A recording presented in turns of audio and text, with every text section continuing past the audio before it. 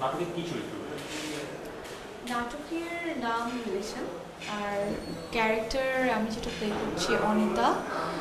অনিতা ক্যারেক্টারটা অনেক বেশি ইন্টারেস্টিং, কারণ এমন একটা মেয়ে, মানে লক্ষ্মী মেয়ে, বাবা মায়ের লক্ষ্মী মেয়ে, কিন্তু অনেক দুষ্ট। She is very bubbly, at the same time ও গার্লফ্রেন্ড হিসাবে মানে খুবই থাকে না যে বয়ফ্রেন্ডকে একদম বাজে লেভেলে ডমিনেট করে। সো অনেক বেশি ডমিনেটিং একটা ক্যারেক্টার, যে শুধু বয়ফ্রেন্ডকেই আসলে ডমিনেট করে। At the same time sweet, cute, অনেক বাবলি, ইন্টারেস্টিং অনেক ক্যারেক্টারটা। মানে ও নর্মালি যা করে আসলে সেকেন্ডে সেকেন্ডে ডিসিশন চেঞ্জ হয়, অ্যান্ড কিছুক্ষণ পরও আসলে কী করবে সি রিয়েলি ডোন্ট নো। মানে খুবই স্টেবল না, কিন্তু খুবই মজার একটা ক্যারেক্টার আই মাস্ট সে। আচ্ছা, কত পর্বের কাজ শেষ হয়েছে এবং আজকেই বা এখন কি পর্বের শুটিং, কি ধরনের সিকোয়েন্সের শুটিং? আচ্ছা, কাট। আমাদের কাজ করা হয়েছে 17 পর্ব পর্যন্ত, আর 12টা এপিসোড অলরেডি অনের চলে গেছে। আজকে থেকে আমরা আরও 9 পর্বর জন্য শুট করছি। কি ধরনের গল্প?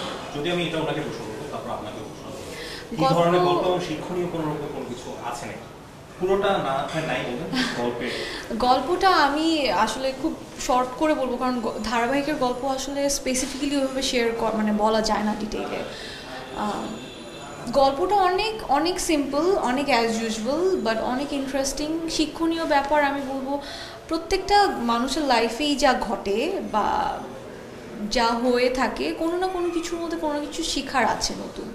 সো আমাদের এখানে অনেক ছোট ছোট, হয়তো অনেক সিলি সিলি ব্যাপারগুলা, যেগুলো হয়তো কেউ কখনো নোটিসও করে না। একটা ফ্যামিলির কী কী ক্রাইসিস থাকতে পারে, বা হাজব্যান্ড ওয়াইফের ঝগড়া হলে জিনিসটাকে সুন্দরভাবে ট্যাকল করার যে ব্যাপারগুলো, বা একটা গার্লফ্রেন্ড ডমিনেটিং হলে একটা বয়ফ্রেন্ড কীভাবে করে। এছাড়াও প্রত্যেকটা, যেহেতু নাটকের নামটা রিলেশন, প্রত্যেকটা রিলেশনকে মানে রিলেশনশিপের জায়গাগুলো খুব সুন্দরভাবে এখানে গুছানো হয়েছে, যেটা আমার মনে হয় যে অনেক বেশি শিক্ষণীয়, পজিটিভ।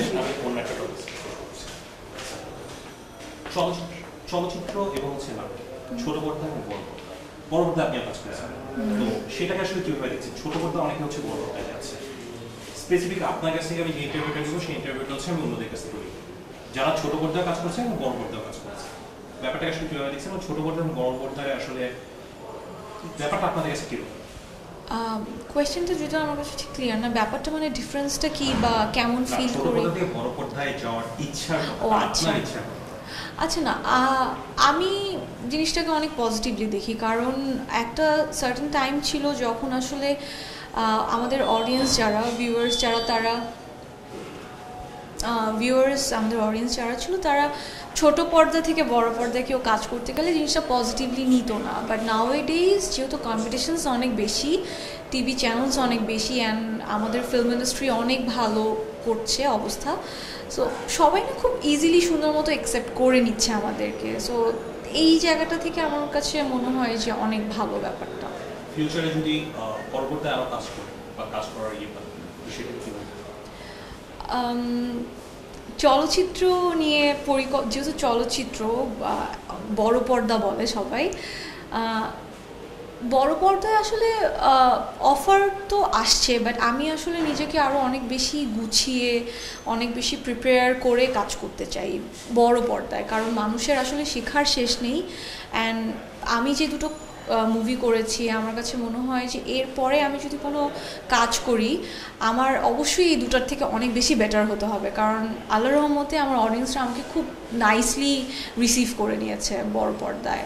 সো আমার কাছে যদি ওরকম প্রপার ইন্টারেস্টিং গল্প, ডিরেক্টর অ্যান্ড ক্যারেক্টার, ওভারঅল সব কিছু মিলে, আর আমার শেখার ব্যাপারটাও যদি আমি প্রপারলি মনে না করি যে আমি এখন রেডি, সো এর আগ পর্যন্ত আমি করবো না। শেষ প্রশ্ন, কুরবানি এবং রোজারি ঈদের ব্যস্ততা নিয়ে বলতেন, ঈদের কুরবানির আগে কাজ করা হচ্ছে, এবং ঈদ ছাড়া অন্যান্য সময় ব্যস্ততা কেমন থাকে? ঈদের ব্যস্ততা অনেক বেশি থাকে, কারণ হ্যাঁ, ঈদের ব্যস্ততা অনেক বেশি ছিল। রোজার ঈদ অ্যান্ড কোরবানি ঈদ বোথ। আসলে আমাদের বাংলাদেশে ফেস্টিভ যেগুলো হয় ওই সব ফেস্টিভ্যালগুলোতে না স্পেসিফিক কিছু সিঙ্গেল নাটক বা কিছু বিজ্ঞাপন এরকম করা হয়, যেটা আসলে ইউজুয়ালি হয় না। সো তখন দেখা যায় যে 1 ঘন্টার কাজগুলো অনেক বেশি থাকে, দেখা যায় 8টা 10টা এরকম। আবার অনেকে আছে অনেক বেশিও কাজ করা হয় অনেকগুলো সিঙ্গেল এপিসোড বিভিন্ন টিভি চ্যানেলসের জন্য, কারণ এখন চ্যানেলস অনেক বেড়ে গেছে। আর ফেস্টিভ্যাল ছাড়া নর্মালি তো কাজ হতেই থাকে, বিকজ সিরিয়াল থাকে। রিসেন্টলি আমি যেমন সিরিয়াল করছি 3টা, সো সিরিয়ালের শুটিং থাকে। এছাড়া আমি ডান্স করি, ডান্সের হয়তো শো অথবা টিভি চ্যানেলসের কোনো না কোনো প্রোগ্রাম, বিজ্ঞাপন, কিছু না কিছু নিয়ে ব্যস্ততা অলওয়েজ থেকেই থাকে। অনেকে এখন কিন্তু আইটেম গানে যাচ্ছে, মানে মডেলদের মতো থেকে অভিনেতা অভিনেত্রীর মতো থেকে।